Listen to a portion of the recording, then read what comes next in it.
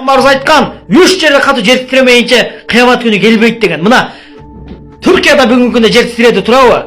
Ал экинчиси Белградда, Европада 3 жерди көргөзгөн. Пайгамбарыбыз айткан жерде Византия деген мына бүгүнкү күндө Византияда жер титиреди.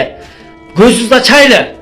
Акыр кыяматтын мына кыздарыбыз чечилип кетти. Эч ким тил албай калды, атага бала тил албай калды.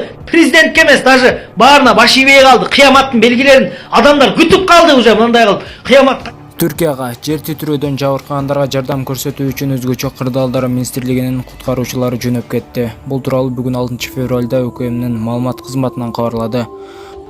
Видеого лайк басып, подписаться деген кнопканы басып, жанындагы коңгуроочону баса кетиңиздер. Акыркы жаңылыктар сиздер менен. Президент Садыр Жапаровдун тапшырмасы менен жер титирөө катталган Түркия Республикасына кыргызстандык куткаруучулар жардамга жөнөтүлдү.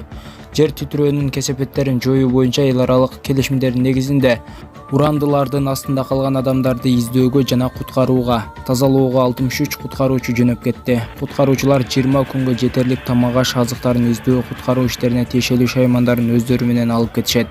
Мындан сырткары, урандылардын астынан жабыр тарткан адамдарды издөөгө ÖKMга караштуу куткаруучуларды даярдоочу мамлекеттик борбордун машыктырылган экити тартылмакчы. Жардам берүүгө чыккан курамда куткаруучулар, врач, фельдшерлер, психологдор, кинолог бар деп айтылат маалыматта.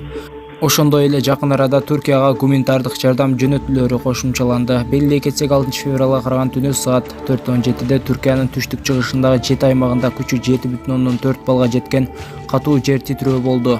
Жер силкинүүнүн очогу Түркиянын түштүк чыгышындагы Газиантеп шаарынан 26 чакырым алыстыкта Сирия менен чегарага жакын жерде орун алды. Жер титирөө Адана, Анкара, Анталия, Газиантеп, Кайсери, Мерсин, Трабзон, Урфада сезилген. Алдын ала маалыматтар боюнча жер титирөөнүн кесепетинен 912 адам каза болуп, 5000ден ашуун адам жарадар болгон.